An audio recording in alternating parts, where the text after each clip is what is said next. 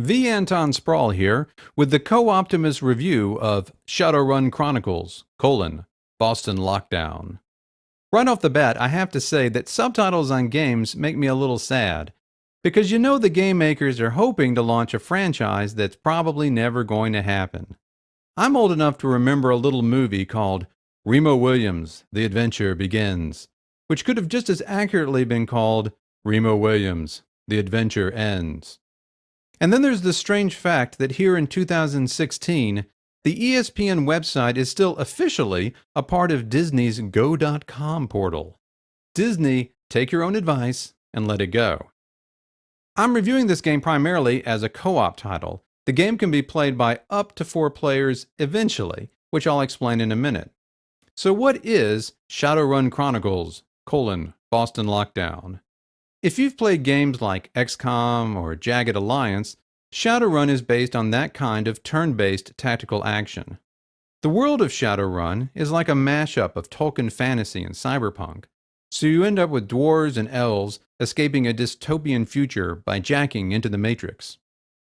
Other Shadowrun games have been more firmly in the RPG camp, but this game has just light RPG elements. Basically, you've got a talent tree and gear progression, and other than that, you're marching through a series of combat-heavy main missions with a few side missions.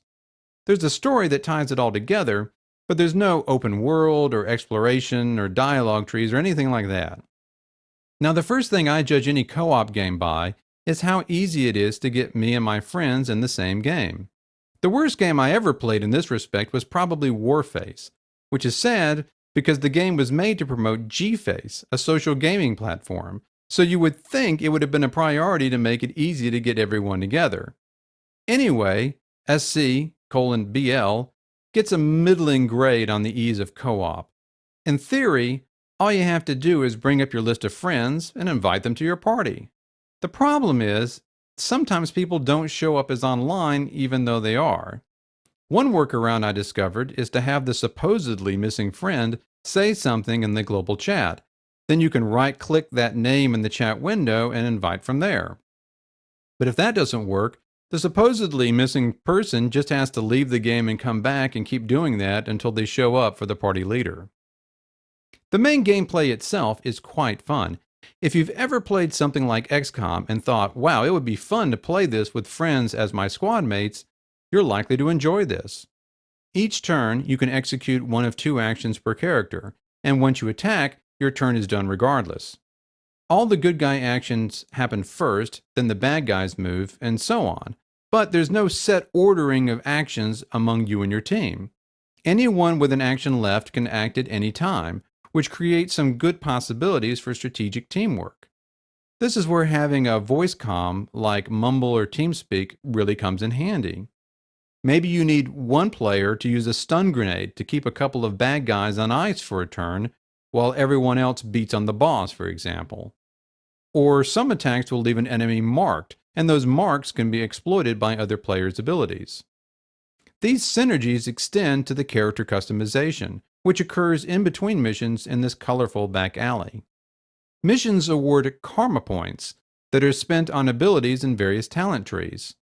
The first 2 trees are sort of generic and aid damage and survivability, and also provide additional ways to loot during the missions.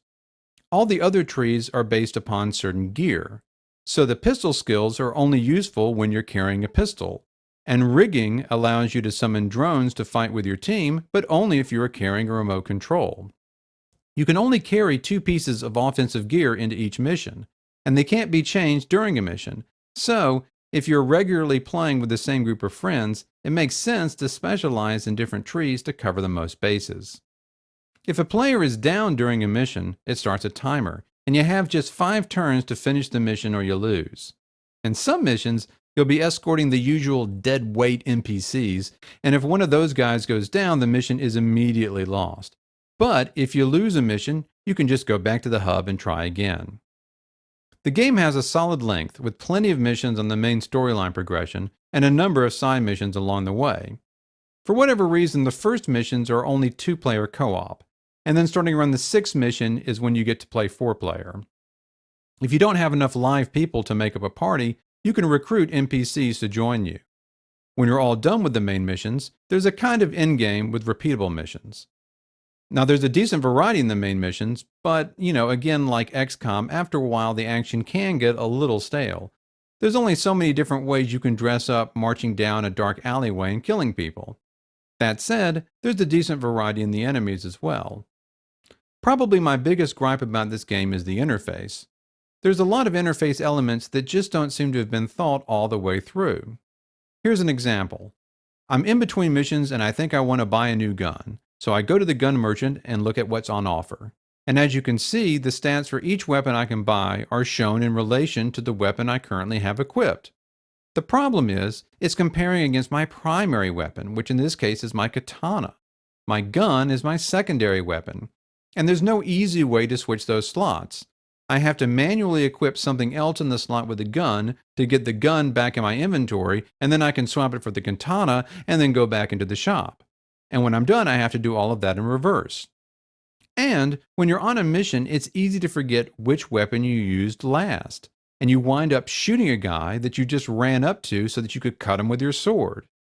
And that puts you in the habit of clicking on the weapon you want to use before you use it, which is fine, except that if you have a gun active and you click on it, you'll reload the weapon and waste your turn. So the interface can be a pain.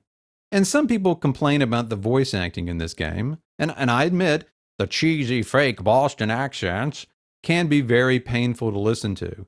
But look, I played the first Resident Evil, and compared to that, this game is a Broadway production. So what's the bottom line on Shadowrun Chronicles? My gaming group, who have been playing online games together since the days of the original Baldur's Gate, wanted a co-op experience that would give us a break from frenetic action games that tax our limited set of skills.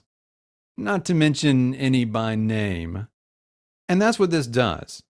It's fun in the way that tabletop gaming is fun, where there's pressure to get things right, but you can still relax. And the missions are short enough that when you screw up, you haven't wasted half an evening for nothing. On that basis, I recommend Scribble for fans of turn-based combat who want some co-op fun, as long as you understand that it's all about these missions, and you're not getting some sort of co-op RPG. Now, I haven't played any pickup games with a host of rando Calrissians, so I don't know how that would go. I also don't know that this has the same appeal to me as a single-player game, so if you're intending to fly solo, I would recommend checking out the other games in the Shadowrun universe first.